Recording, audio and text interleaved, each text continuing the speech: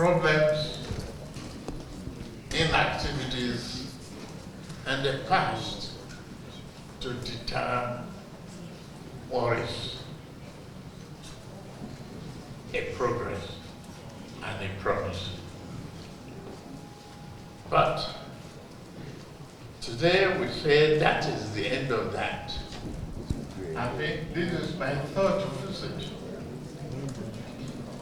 through the prompting, invitation, and the love of Louis Lula, the president. One, on the partnership of G20. Second, on the climate change and BRICS. And today, an official, a very rousing, emotionally leading and fact-based discussions. Because I got here this morning. I want to thank you, President Lula, for reacquainting this on something. Not looking at the language barrier that has reduced our interaction and the opportunity that we have. Today, we are fighting and working hard to bring our sovereignty to the level of expectation that we as a nation, an African nation, the most populous country, the most dynamic country, Nigeria, to share with Brazil what we need to share among each other. Technology transfer, economic renaissance that will be beneficial to the two countries. Let Brazil continue to widen the opportunity for us to embrace Africa. Africa is the new frontier. There's no other way to do it but to embrace, both in technology, science development, research and development, food sovereignty, and manufacturing techniques. We've discussed at length the roadmap to that. And we want to assure our people present here that we've elevated this promise to the path of reality, as you've seen in the various MOU already signed. And I don't see why manufacturing of generic drugs, which Brazil has gone very, very deep and far off, cannot be helped in Nigeria. I don't see why the technological superiority of Brazil is not shared with the Africa.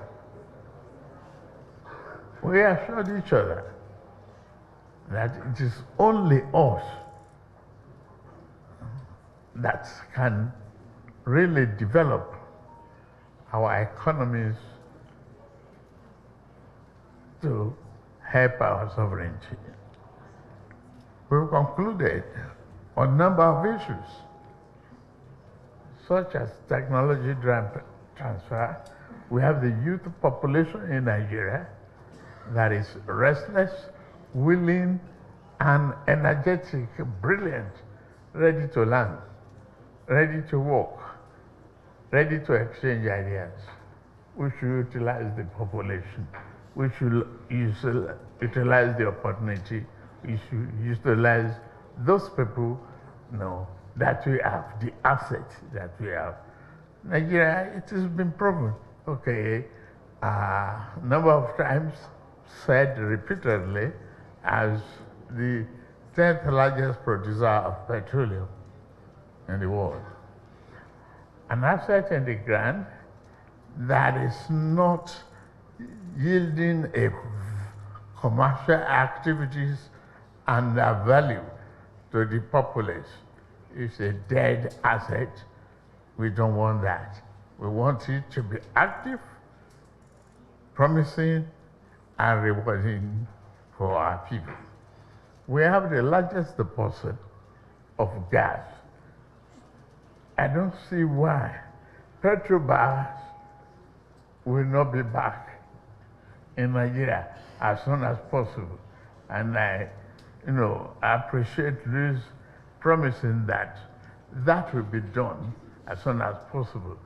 It's necessary to emphasize here that the reform that I've embarked upon since I took over in Nigeria has been very impactful. I can beat my chest for that.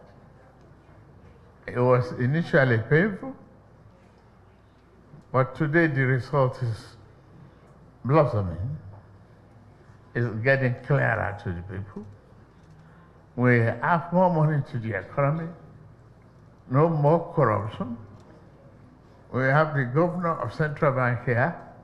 You don't have to know him before you get the foreign exchange that you need.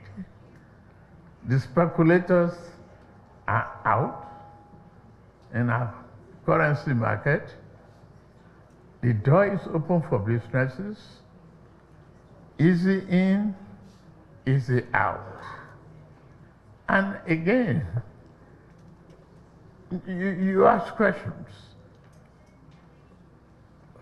When you look at the geography and the map of the world between Brazil and Africa, you see a contiguous, just little narrow strip of water. If you're a very good swimmer, you can swim across easily. I'm very, very happy it is not being tempted on migration exercise. You know what that means is that if we can mitigate all problems and eliminate, the peg and make the business transparent and support our aviation industry, it will blossom. And aviation will propel additional opportunity for business to grow, culture to succeed, and everyone to benefit. I promise that. And as a Nigerian, the mandate is clear. We have our parliamentary leaders who are with us, collaborating and cooperating to do what is right for our people. I promise you that Brazil and Nigeria is here to grow the economy for the people